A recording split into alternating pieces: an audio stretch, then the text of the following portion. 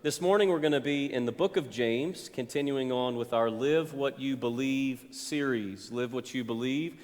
Jason spoke on James 3, verse 1, 2 weeks ago, which I was not present for. Jason and I have not worshiped together for a month straight now, so it's kind of weird, but it is what it is. James chapter 3, if you would turn there, I would greatly appreciate that, as I struggle to find the verses.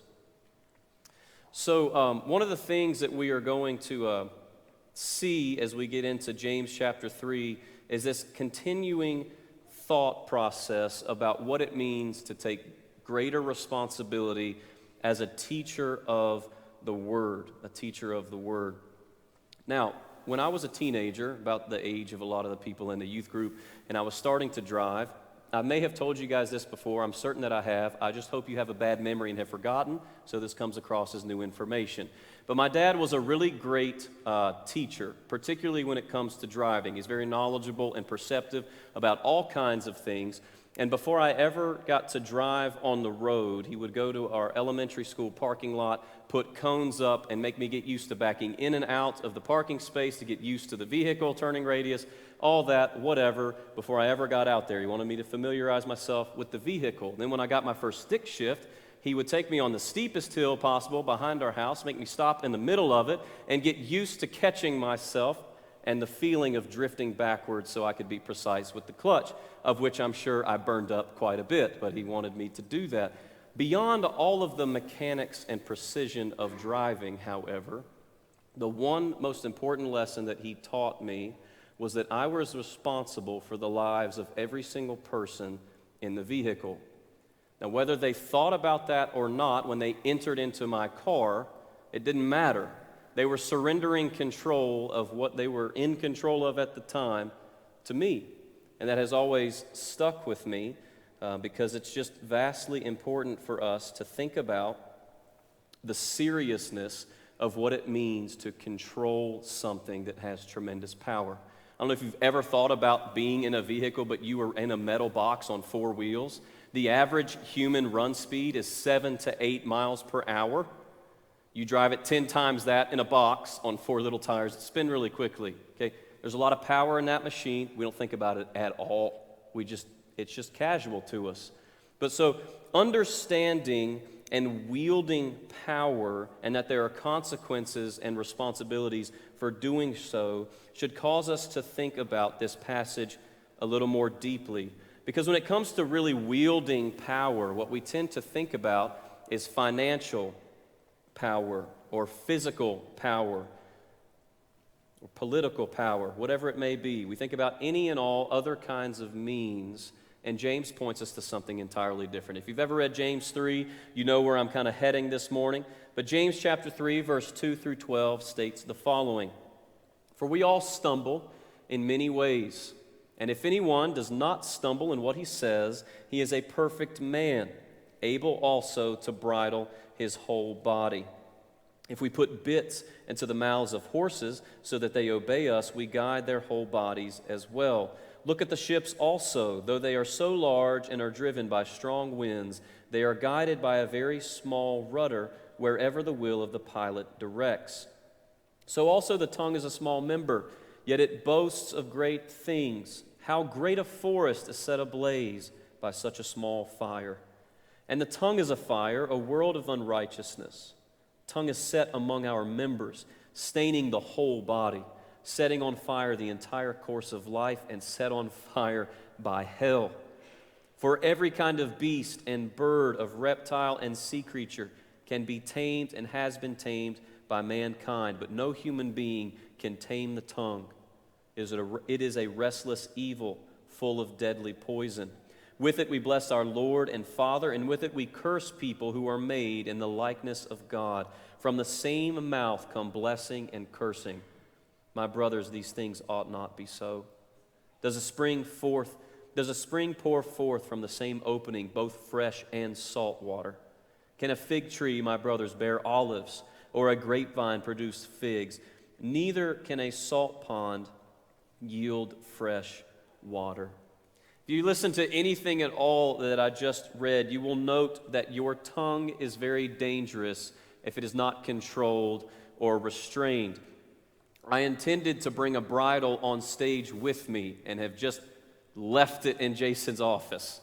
But imagine a bridle, if you will, okay? James is talking about a bridle. A bridle is a thing that goes over a horse, and it has a bit. And an uncontrolled horse, if you've ever ridden one, is pretty bad news. I don't know if you've ever been on a horse that just takes off and you're out of control, but buckle up, you're probably going to get injured, okay? But horses are controlled pretty miraculously by a tiny little bit that puts a slight bit of pressure in their mouth. And by that, you can tame a beast that has far more strength than they realize they have. And for us, an uncontrolled tongue can run as just as wild and worse than an untamed beast. It can be bad for our witness. It can be bad for the way we try to communicate truth and reality to other people. And I am not an expert horse rider, evident from the fact that the first time I ever rode a horse, I fell off of it, and because of my lack of skill, was dragged 20 or 30 feet because of it, because my foot was too far in the stirrup. So that was a lot of fun, and fortunately, I didn't get hurt, but that wasn't a bit problem. That was my lack of being able to restrain and exercise control of the bit problem. And exercising restraint of our speech is a pivotal trait to the Christian life. It gives us control over what we want to say, how we want to communicate. With it, we can do all kinds of things and say all kinds of things. We externalize the things that we visualize internally with the tongue. And if you ever dwell and think about all the things you can do with the tongue, it's just quite deep. You can chase all kinds of thought processes for how our words can impact the lives of the people around us. And one of the reasons and one of the things that we do as believers to take control away from God is by use of our tongue. If a horse doesn't want you to ride it, it will try to get its tongue over the bit or situate it in its mouth to where it doesn't hurt and you can no longer control it. So what we do when we want control from God is we just spew forth whatever we would like to spew forth. We vocalize the things that we want to say. And so just like an untamed beast, so our tongues, when they are not restrained, can run in all sorts of directions. Now, one of the things that you'll see as well that James says is because he's not saying that all of the people that he's writing to are terrible people and that he has complete control of his tongue. He's not saying that at all. What he is saying is that we all stumble in many ways. Verse 2, for we all stumble in many ways, and if anyone does not stumble in what he says, he is a perfect man, able also to bridle his whole body. So James is lumping himself into the equation. Listen, guys, the tongue can do all kinds of things. And if you can master it, you are a perfect person. Since you are not a perfect person, you do not have perfect control over your tongue, and I'm in the same boat. So for any of us in here thinking that we have perfect control over our speech and the things that we say, number one, we're fooling ourselves. And number two, I'm right there with you. I say all kinds of things I probably shouldn't. I certainly think all kinds of things I know I shouldn't. I shouldn't externalize those things as often as I do. So we all stumble. Let's take and acknowledge the fact that we're all imperfect people. But perfection is not really the goal here. It's intention. Perfection is not the issue. It is the intention of the things that we are trying to say and what we are trying to communicate. Because the word perfect here is relating to maturity. When it's used in chapter 1 of James, it's not talking about being flawless and perfect. The word contains in itself an understanding of maturing in the faith. You are demonstrating to other people around you that you are mature when you have control over what you say. And one of the markers of the Christian life is how well we discipline and restrain our thoughts and separate those from our mouth. The tongue can run in all kinds of directions. Look with me at Proverbs chapter 4. It says, "Let your eyes look directly forward, and your gaze be straight before you." Ponder the path of your feet, then all your ways will be sure. Notice the thoughtful intentionality. Think about where you're headed and go straight. Verse 27, do not swerve to the right or to the left. Turn your foot away from evil. Sin is going to cause us to stumble in all kinds of ways. Beyond the tongue, it will stumble our thoughts, it will stumble our actions. And we have to recognize the fact that if we lose focus of the path, we will swerve from it. Much like any sport, if your goal for the NFL is to win a Super Bowl trophy, you're going to focus and do things along a path to win a Super Bowl trophy. If that doesn't become your goal in the middle of football season, you're going to have a bad season because you're no longer focused. You're veering off from the path that you're set upon to achieve. And in the Christian life, if our goal as believers is to be as much like Jesus as we possibly can, then we have to focus our gaze upon Christ, or we will swerve, we will stumble. And just because we acknowledge we stumble is not an excuse to keep doing so.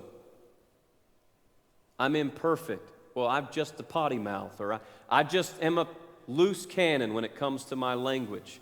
We can acknowledge traits about ourselves, but acknowledgement of those traits are not excuses to keep sinning. They're reasons to stop sinning.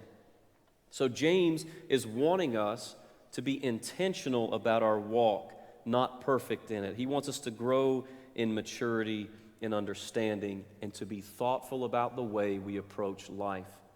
So many of us, myself included, are guilty of approaching life passively, where we just function on autopilot. We just do the same things. We go through the same routines. And we do it because it's easy and it's comfortable and it makes things easier. I want easy. I want routine because those things just mean I can function without thinking about them as much. But we do the same thing in our walk with Jesus, where our Bible reading becomes passive and our prayer life becomes passive. And really, passivity just leads to inactivity, where we look backwards and we're like, I haven't picked up my Bible in 6 months. And then we wonder why we've swerved left or right off of the path. It's because we've lost sight of the goal, where we turn the goal into a mark of perfection and legalism rather than the goal of growing more like Jesus daily. And James is writing to all kinds of people. At the beginning of the letter, he says he writes to the 12 tribes in the dispersion. So he's in this mix where there's all kinds of Christians, all kinds of believers in all kinds of areas, living all kinds of walks, striving to live this singular faith and struggling and stumbling in it. I love the book of James because it's just so practical and reaches and convicts us in places that we know we need to improve. So look with me at Romans 12:2. It's much like the same thought process. Everyone likes to say that James and Paul are off the same kind of path, but they're on the same one. Paul's words in Romans, do not be conformed to the world, but be transformed by the renewal of your mind, that by testing you may discern what is the will of God, what is good and acceptable and perfect. And James emphasizes this transformation through the renewal of our speech. Many of you are teachers and educators, and you talk all day long. Your words have meaning and affect people's educations and their lives. The things that you say can carry great weight. And James reveals that a part of our Christian maturity and our nonconformity to the world is a countercultural understanding to pure speech, undefiled speech. The one major area of chapter 3 that James is focusing on is our tongue.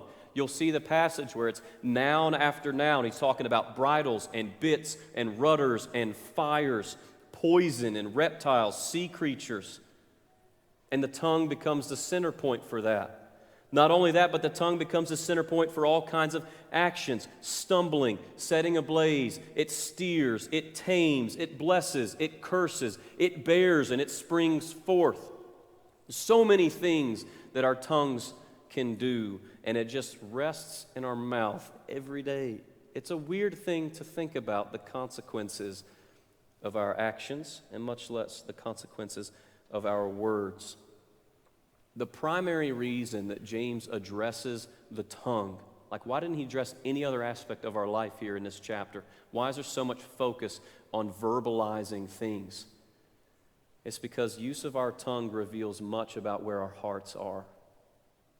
The condition of our hearts is revealed by the things that come forth from our lips. I'm going to skip ahead and read Luke 6:45 before I address another point.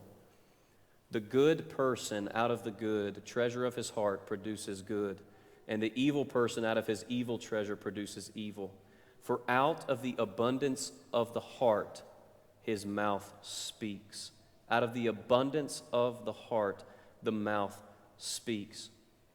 Too often, this passage in James is used very legalistically, where we read this and we say, oh, he's just saying I probably should stop cussing as much as I do. And though we maybe should, but the point is more than just perverse and curse words. What we say is don't cuss. You can just do better than that. And what we'll do is we'll use James 3 as a platform to try to do better. Oh, I want to clean up my speech. All that does is produce a system of legalistic act to get you to try to say things differently than you were saying before. And that is a superficial kind of legalism that sets you on a path to fixing a habit rather than transforming the heart from where that habit flows. I'm not here to tell you to stop cussing, though I believe that you should. I'm not here to tell you that you can't make a joke or be sarcastic to the people that you're talking to. I'm saying that those things reveal deeper aspects to our heart than we often like them to. James was on both sides of the equation here because he's the leader of the Jerusalem church. He's writing to all kinds of Jewish believers that have been dispersed all over the land. And Christianity was not the dominant religion and culture of the time. You got to think Roman Empire. We like to think that the American culture we live in now is just so different than anything that's existed. And that's just wrong. We're just like cultures before. We have things we can see as pictures and problems that existed in the ancient world as well. But he's writing to people who are experiencing two different sides of a coin. What you have is cultural permissiveness, where anything goes. Those Christians over there, they're just too high-strung. You shouldn't pay attention to all the rules that they got. And what authority do they have to tell me that I can't live my life the way I want to live my life? I'm just going to do the things that I want to do. And they would just do them. And on the other side of the coin, what you have is overzealous religious legalism, where we say, in order to attend church, you should wear this. In order to actually have a worship service, it has to have this particular kind of music style. In order to live a Christian life, you shouldn't do this, and you shouldn't do this, and you shouldn't do this. And we turn Christianity into a system of rules and procedures rather than a life that is well lived in relationship with Jesus Christ. And so James sees two sides of a coin.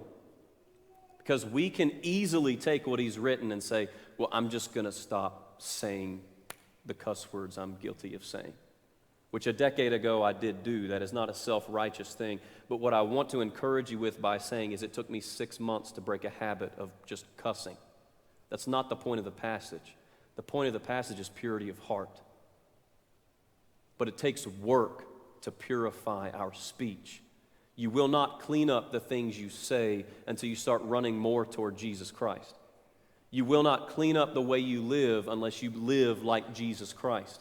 You set a list of rules to clean up, and you will fail at some point. Now, Luke 6 tells us that out of the mouth, the heart speaks. And I love this passage because it speaks to the foundation of human interaction. I communicate with you with my tongue. You communicate with me with your tongue. We don't think each other's thoughts. Maybe if you're married for 20 years, you start to anticipate what each other's going to think. But that takes a long time, and neither of us in here with one another are thinking what each other's thinking. I don't know if you guys have ever seen like a thought bubble of words. Maybe you have. If you haven't, I wasn't trying to insult your intelligence. I found one for the Bible, and basically what these are is that the number of times these are mentioned, the bigger the word is. And if you had to think about what a thought bubble of your words looked like in your own life, what would be the predominant themes? What words would be biggest? What words would be smallest? The biggest one right there is Lord. I wonder how little that might come out of our own mouths when we speak into our daily lives. And so there are trends. What I'm trying to say, that there are trends in our speech, and there are themes to the things we articulate with our mouths that people see and pick up on. It's not about singular words. It's about the theme of the heart that comes forth from our mouth. I talk a lot about soccer and Manchester United, and those things would probably be pretty big words. What are the things we're most focused on? What are the things our hearts are most intent on? Because verbally, they will be visualized by the world around us. And if our daily language could be visualized into a cloud like that, it would probably reveal more about our speech than we would like it to. And so James says, with the tongue we bless our Lord and our Father, and with it we curse people who were made in the likeness of God. From the same mouth come blessing and cursing. My brothers, these things ought not to be so. Well, we typically see this in the Christian church as we'll come to Sunday and we'll say all the right things. We kind of pick up on the lingo after you've experienced the church for a while. Ask somebody how they're doing on a Sunday morning and see how authentic they are with you. Your primary answer, tired. Good. That's helpful. That's a smoke screen because we don't really want to say what it is. And so we'll say all the right things, we'll say the blessings, we'll sing to God, we'll talk about the Word, and then right after church on Sunday, we'll start talking about whoever we want to talk about. It's not cursing as curse words. It's cursing as in I talk wrongly about other people who are made in the image of God. I talk wrongly about the things of the world because I'm coming from a worldly perspective rather than a godly one. What ushers forth from our mouths is indicative of the state of our heart. And it takes such small things to ruin big things. Am I right?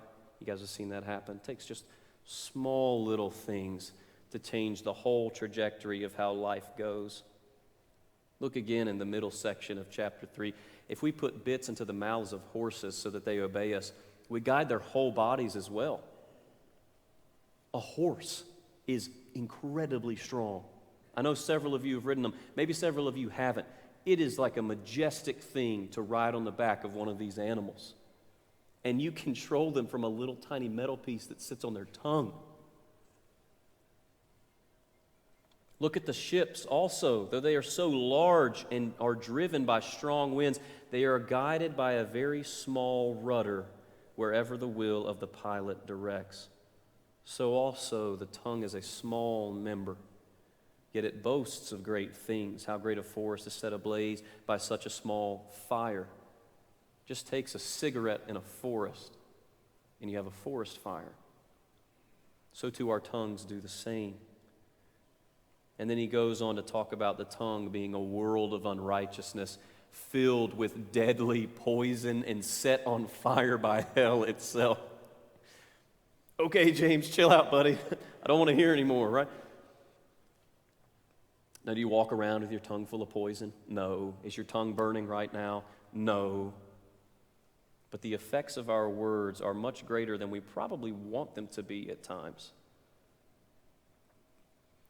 And the majority of believers these days, what I find interesting is that we will talk about every topic under the sun, but like true theological and doctrinal problems. We'll talk about every political solution to the day, every social dilemma of the day, and we come at it from an angle of Jesus because we just happen to believe in him, but it's not a predominant thought. We set on fire the course of events from what we say, good or bad. The emphasis here is bad, but you can change how people respond and react to situations by the words you say. For the parents in the room, you know how your kids are going to react the way that you say certain things, and kids are different. For a coach, I mentioned Manchester United, and this is completely ad-libbed, I promise, but the coach for Manchester United for 26 years, Sir Alex Ferguson, is considered one of the greatest coaches to have ever walked the face of the earth, and time after time his players talk about the halftime speeches that he would give. They would go and win games because of the words that he would speak at halftime. He would make them feel like they were going to conquer the world, whether they were down or ahead second half. This is our time, this is us. Go out and win. Words have such great effects, and we're so careless with what we say. The Bible continues on in Psalm 141:3 that I had Colin read this morning. We should plead with God to set a guard over our mouth and to keep watch over the door of our lips. Proverbs 15, a gentle tongue is a tree of life, but perverseness in it breaks the spirit. As we said earlier, our tongues reveal a lot about who we are, but it tells us a lot about our own growth. We talked earlier about the perfect in James, meaning maturity. And does anybody know what brackish water is? It's okay, I'm not looking for a show of hands. But James talks about at the end about this dichotomy between fresh water and salt water. But brackish water is a hostile growth environment. What happens is it's not completely salt water, it's not completely fresh water, it's a thing of its own, and without appropriate management, it can become really damaging to the environments that it's in because nothing can really live there. It's this in-between state where it's not fresh enough for fresh water and it's not salt enough and has the right amount for things to live in it. And then you have these things called mangroves that look like, I should have had a picture up for you, that look like really crazy thorned up trees that grow in these areas. And that's about the only thing, but their root systems become so complicated and complex, you can hardly navigate it. And what we do with our speech is the same thing. We create complexity and things where they should be simple. And we do it with the faith, because the gospel at its core is incredibly simple to understand. Articulating the love of Jesus should be easy and foundational because it is so evident. And what we do is we spin all of these diluted webs of theology under the guise of trying to solve all kinds of church problems and worldly problems, and pretty soon we've created a maze like the mangroves have, and we've created it in brackish water where nothing really good can grow here. And so what are we trying to say? What's the emphasis here? James 1 that I preached several weeks ago. If anyone thinks he is religious and does not bridle his tongue but deceives his heart, this person's religion is worthless. So one of the questions that we have to ask ourselves is, who is really in control of your tongue? Are you the one in control of your tongue, or have you submitted that control to the Lord? Ephesians 4, let no corrupting talk come out of your mouths, but only such as is good for building up, as fits the occasion, that it may give grace to those who hear. Anyone that says words don't have an impact on life are fooling themselves. And the most ridiculous cliche in the history of planet Earth is that sticks and stones may break my bones, but words can never hurt me. Why was that a phrase? Why did that come about? It's a lie. And it was written at the time to try to toughen people up from the softness and the bullying. And it has the reverse effect, because we teach people that words are reckless and they don't matter, and in reality, they do. I know for a fact that you can point to an instance from something 20 or 30 years ago that you remember that probably somebody else doesn't, that affected your self-esteem or caused you to be self-conscious about a certain thing. And I can say something to you this week and forget about it by next week, and you may hold on to that the next 20 or 30 years. And vice versa, we'll do the exact same thing with other people. I'm holding on to something and nobody else even remembers what it was because we believed it was so inconsequential. So our perception of how people say things is also important when it comes to perceiving how the tongue works. Guys, your words have power, genuine power, good or bad. You see in Jeremiah 1 last week, when God's word comes to him, he talks about the fact that he has the power to tear down and demolish, to destroy, but also to build up and to plant. and you possess similar power in the way in which you talk. And as believers, our speech should build up the people that are around us. And more often than not, we use it to tear down, or we use it to praise and exalt ourselves rather than we praise and exalt God. We cheer on our own successes as our successes. And we don't give credit to where credit is due. And then we lord it over people around us. Or we think that other people are beneath us, that their social status is not where ours is, and it changes the way I speak to you. Because if I don't perceive that you are on the same playing field as me, it will affect the way I talk to you.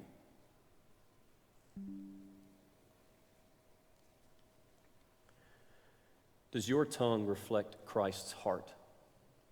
Or does it reflect yours? Because it says, out of the mouth of the heart speaks. And when you speak, whose heart do people see? Because when your heart is more aligned with Christ, I hope that they will see it. Everybody in here can testify to a Christian that they know that they can identify. How do you know you can identify that person? Well, there's just an air about them. Yes, but a lot of times it's because what they say matches what they do. And how they treat people is kindly and gentle. And I want us to be intentional about our witness and about how we control our speech.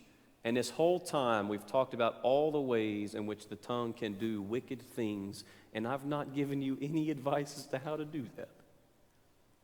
So how do we control our tongues? How might we do that?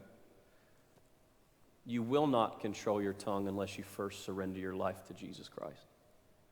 Because until you give up the control of your speech to the objective, perfect, holy being of the universe, number one, you have no incentive to clean it up, and you have no foundation from which to be judged pure.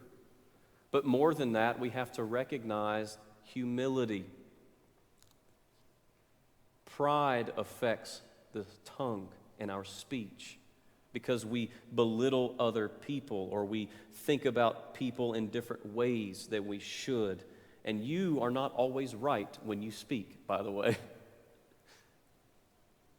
And if you're not always right, that means you're prone to be mistaken. And if you're prone to be mistaken, you're prone to sin. One of my favorite verses in the whole of Scripture is Proverbs 10:19. When there are many words, sin is unavoidable, but the one who restrains his lips is prudent. It's really difficult to sin with your mouth when your mouth is shut. Which brings me to one of the other applications. Bite your tongue. Not everything needs a counter-argument, not everything needs a counterpoint, and not everything needs a comment. We live in a world where it's so easy to comment on a keyboard that we think everything needs a comment, and it just doesn't. It's hard to sin with your mouth when your mouth is closed. And then we need to be thoughtful and intentional about our speech. We have to think through how we're going to say things. If I'm in an argument with my wife, I know that what I'm about to say is going to have a consequence. Good or bad. You know what I often opt for? The good. Come on, guys. Of course I meant good. You know better because you've been there. We have to think through what it is that we're going to say. Thinking through speech rather than firing from the hip. It will always lead to a better understanding between people who are having a conversation. And if we're going to live what we believe, we have to understand that the old expression is often true that the pen is mightier than the sword. With words, we can start wars and finish them. Start arguments and finish them. We can form relationships and we can destroy relationships. We can bless people. We can curse people. We can bring poison to the world and we can bring healing to the world. And all that power is resting comfortably behind your teeth currently. And James implores us to think through what your tongue can do. As it relates to your daily walk with Christ, your words can validate or invalidate your faith to the world around you. People look at Christians and judge us by what we do and what we say. And if what we say does not line up with Scripture, why would they want it? I can't tell you the number of times I have heard people not come to church or not come to the faith because of the witness of the church itself, not because of the testament of the Bible. And if you wield that kind of power as Christ's representatives, then you need to learn to bridle your speech.